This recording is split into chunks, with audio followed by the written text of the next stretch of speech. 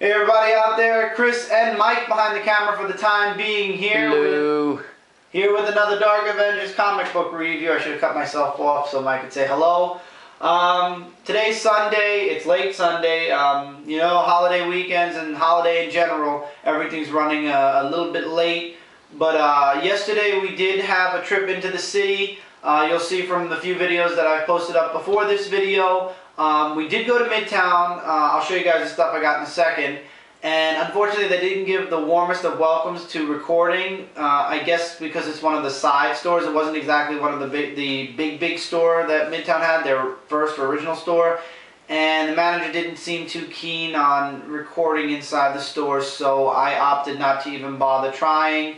But you'll see all that in the video that I'm labeling on something. It's the first video I'm going to be uploading from our trip into the city. However, like I said, we did get a few things. Should I get into that first or should I do news? Let's do what I got from Midtown first. I did get a Ghostbusters mug. Don't have it down here at the time being because it's in use upstairs. We are in our new yet old reviewer location for nice quietness. I got this Avengers tumbler with all the Avengers on it. This is an old time picture of the Avengers. You can tell from Iron Man's suit what age it is. I got it because it had the word Avengers on it. Sorry, call me nuts, I know. But it's awesome. It's really awesome tumbler. The mug is awesome also. Mike will show you guys what he got when he comes on back over here.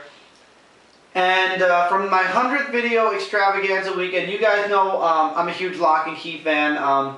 Huge IDW fan lately with between Lock and Key and Teenage Mutant Ninja Turtles. Which, by the way, next week, Lock and Key Clockworks number 3. I'm going to be reviewing number 1, 2, and 3 at the same time to catch you guys up. I believe it's a 5-part story. So finally it's back in the shipping list. So anyway, you guys know I got the headcase key, which was the key that was introduced in the second story, second trade paperback or hardcover book. I was in the city. Midtown had this little casing full of rings, keychains, magnets, and what have you. And then I noticed this on the top shelf, labeled for only $20, the ghost key from Lock and Key, and this was the original key that I wanted to get for my 100th video extravaganza weekend. Unfortunately, it sold out. This is the Legacy Edition one. There's a limited edition in the Legacy. I believe my headcase key is also a Legacy Edition. So this key and the other key are from the same editions, so to speak. So I didn't get much comics. Like I said, you'll see in the video why. This was all I got along with the tumbler and the mug. It did come with its sack like the other key did. Just saying. But this key is really sweet. It's a really nice little prop, little extra thing. IDW and Skeleton Crew, I believe they're called. Skeleton Crew Studios did an awesome job with all these keys. Hopefully at some point I'm hoping to get at least most of the keys. My next goal is to find the Anywhere key, so hopefully I'll be finding that. So that's what I got at Midtown Comics. And with that, basically you can come in front now, Mike, and show what you got while I'm talking about the news. So news-wise, everybody's talking about it. First of all, Avengers X Sanction is coming, and it will be starting next week, as a matter of fact. Number 1 is coming out. I have it on my pull list. So we'll be seeing what Avengers X Sanction is going to be. It's the next big event. So apparently the Fearless and the other side story are not the next big event. It's Avengers X Sanction.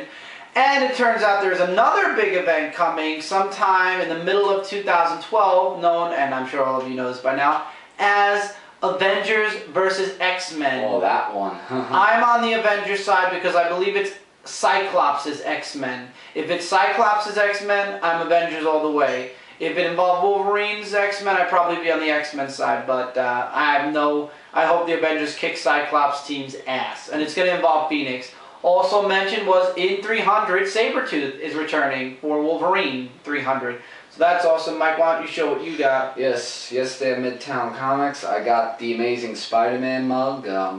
like I said, I'm a huge Spider-Man fan. Yeah, so hopefully you'll be reading his comics Both soon. sides. I will get to it. Eventually. Yes, and one of my friends pointed out it looks like from Spider-Man's Amazing Friends picture. A little bit, yeah. A little bit, yeah, but I'm satisfied and it's a really nice mug. I'm drinking it. Okay, so let's get into these comics, but first, now every comic you see here, like I said, was from my order. It's kind of ironic, we went to Midtown yesterday and today's when I got my comics of the week. So anyway, first I got a couple of oldies. These were in full runs. I believe the full runs are still on Midtown Comics. The first full run was the, I can't remember what this was, but basically it was a two-part series with Spider-Man number 6 with the Hobgoblin. I believe it was something to do with Masket, and number 7. Both books were only, the full run was only $2. It was $1 a book.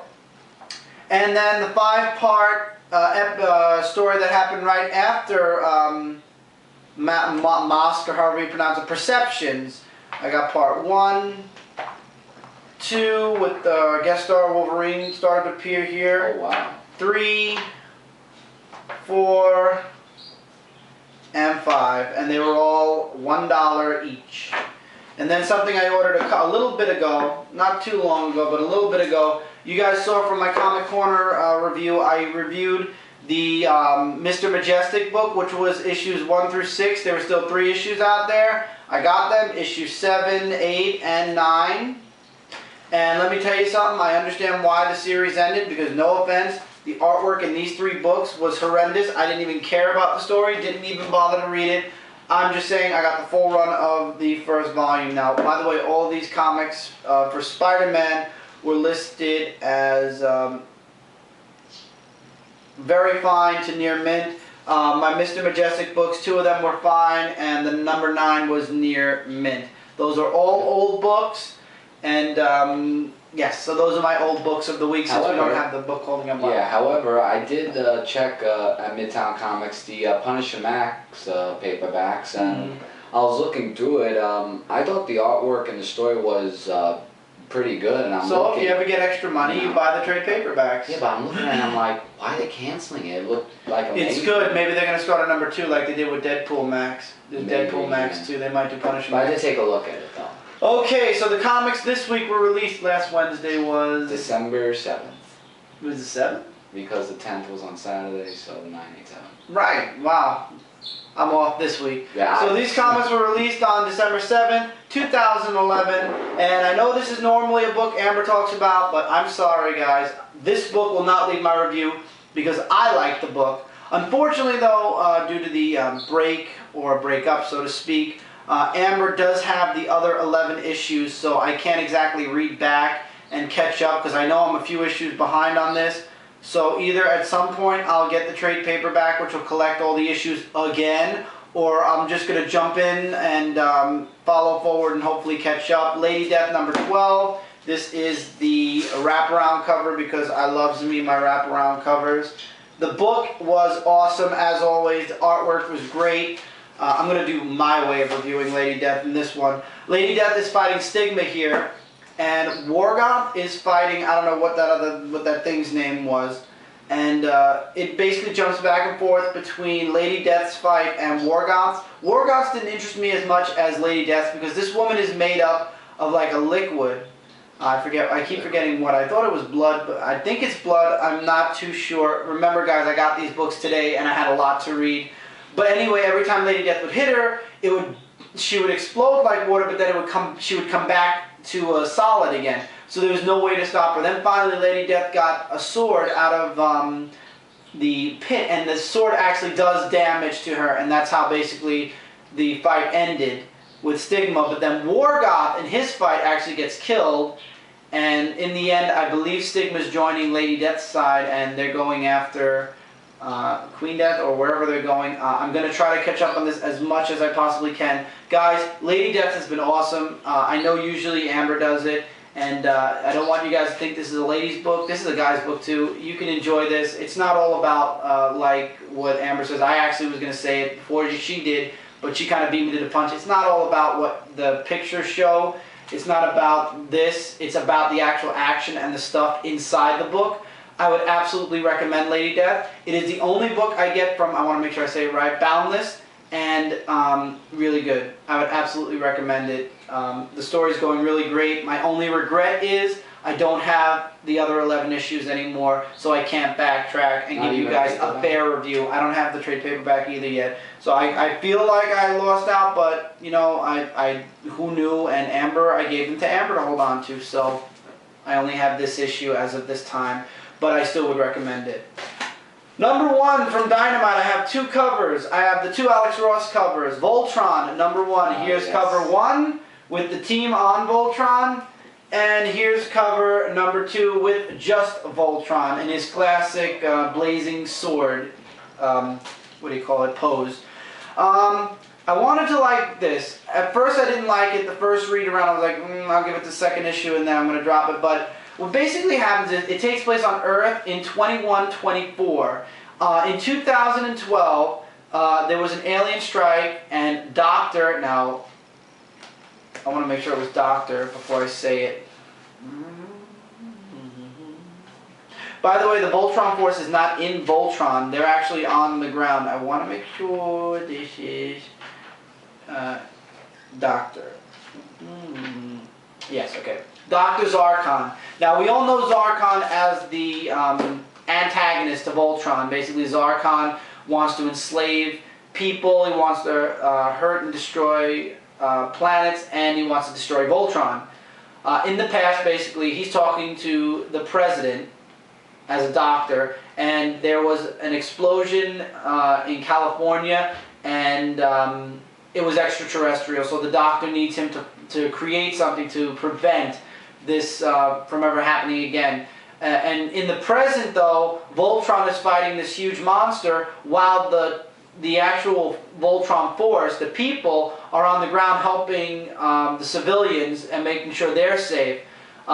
In the end, spoiler alert, Voltron gets captured, the robot gets captured, and it's up to the team to get it back.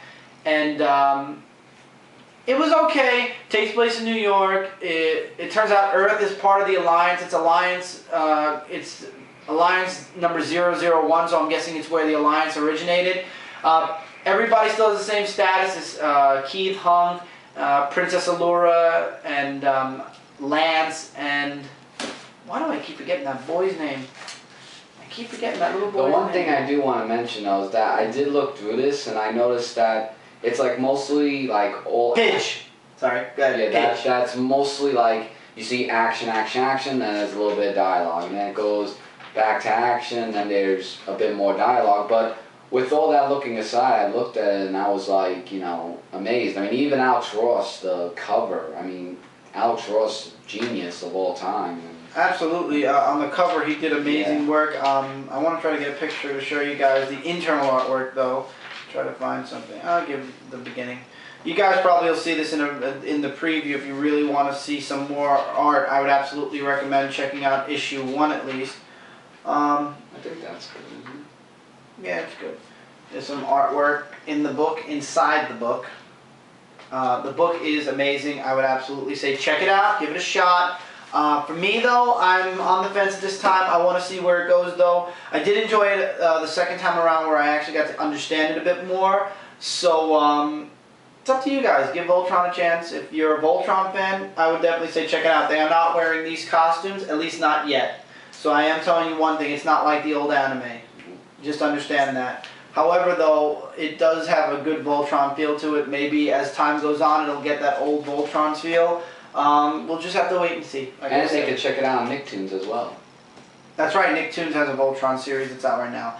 Now, into the best stuff I've read in a very long time. The Micro Series has begun with Micro Series Teenage Mutant Ninja Turtles, one shot of Raphael.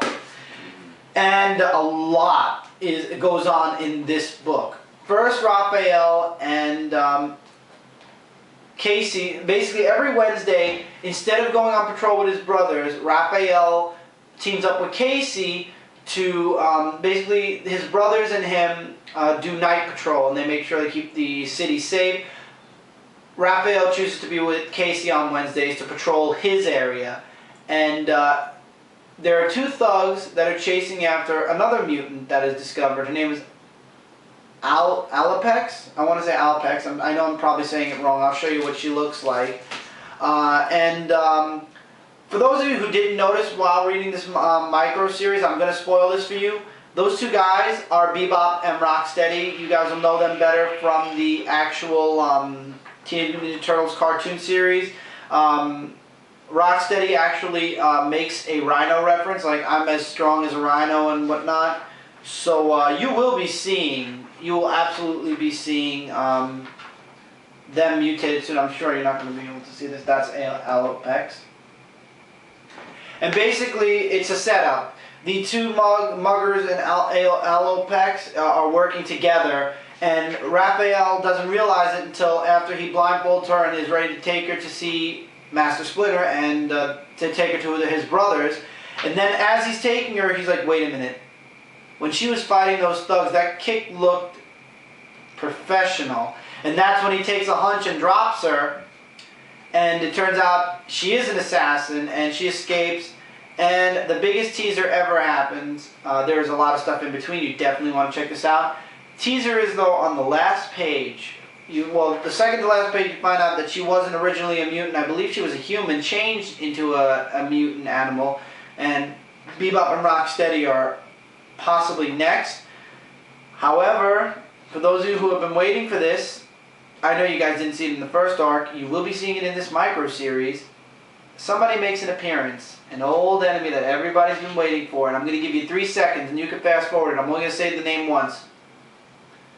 Shredder.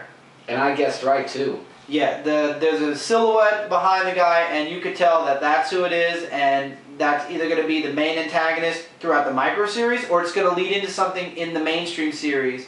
And the next issue has Michelangelo. So the next issue takes place with Michelangelo.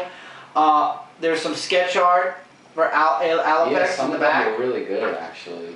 Also, there was something else I was going to say, and I interrupted myself, and then now. Oh, the Ninja Turtles headbands. Apparently, they're not going to all be red anymore. When Raphael meets up with his brothers, they all actually have their own colored headbands. You're not going to see this either because it's too far from the camera.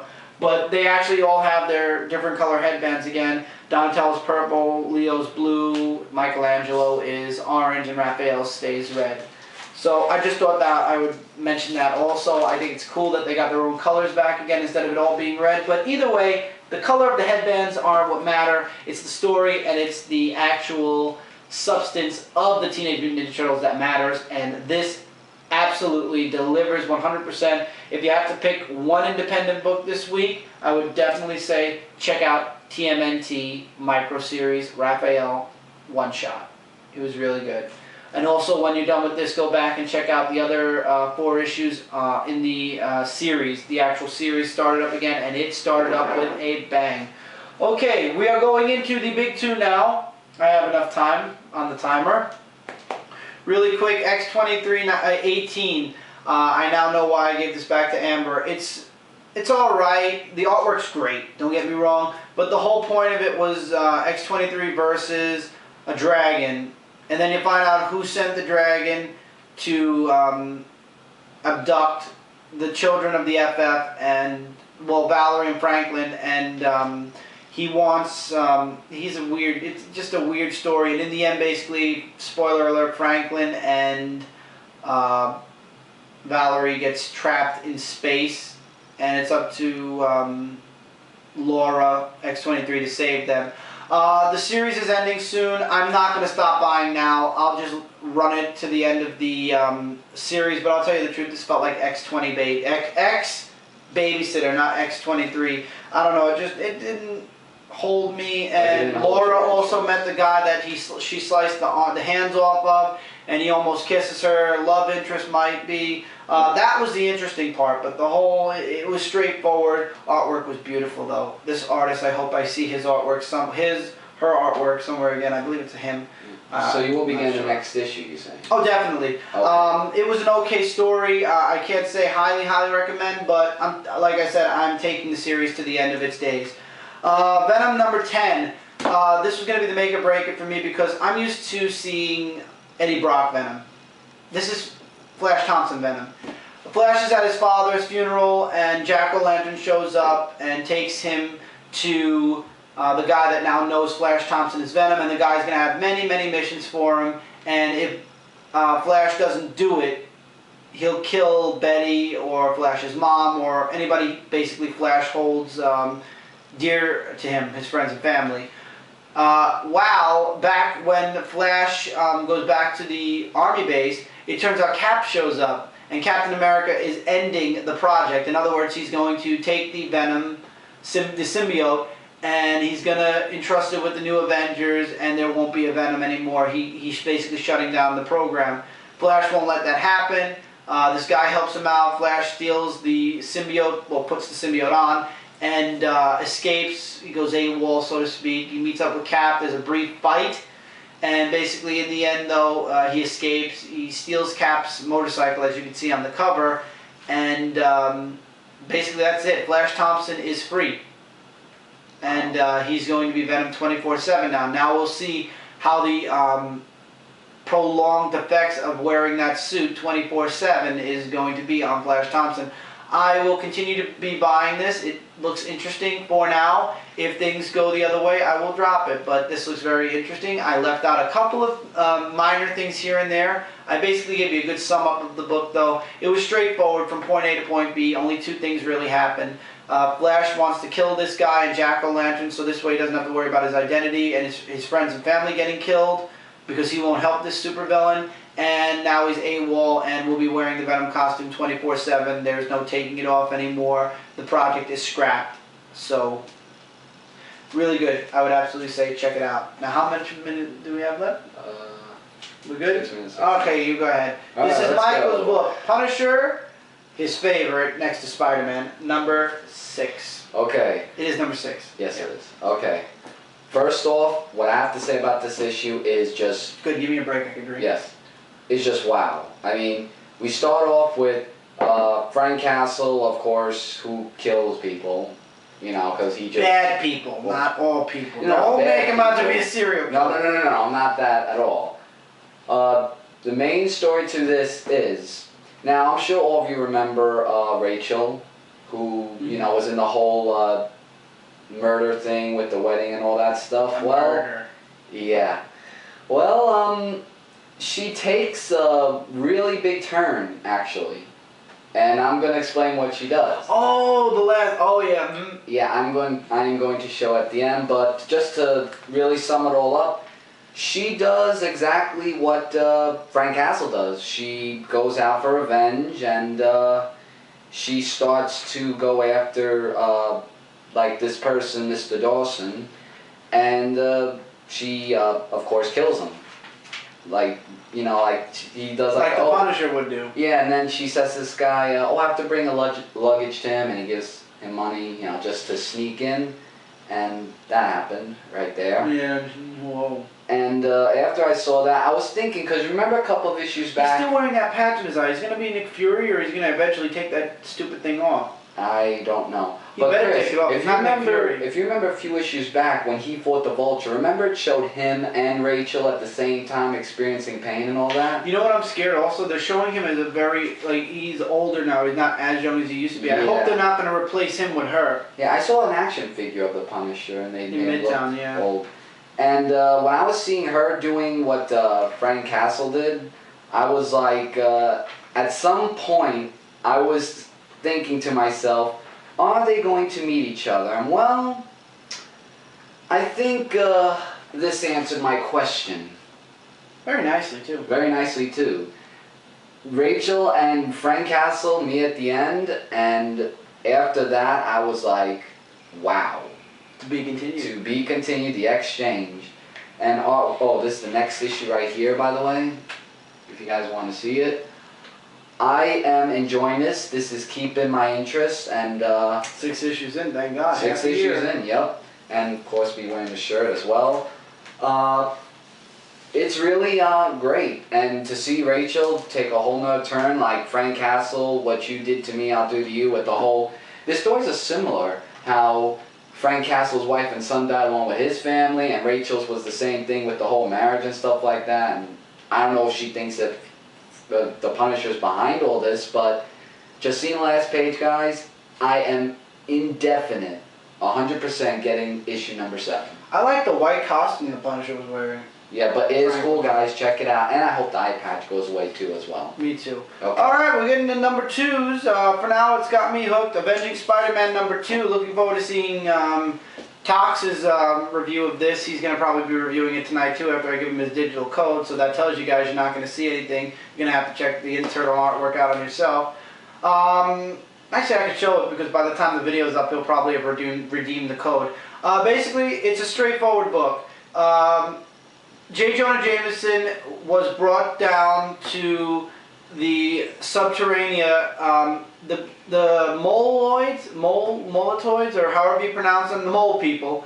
Basically, Mole Man sent them to find Earth's ruler or Earth's champion, and they thought because of that big billboard that it was J. Jonah Jameson, so they kind of messed up, so to speak.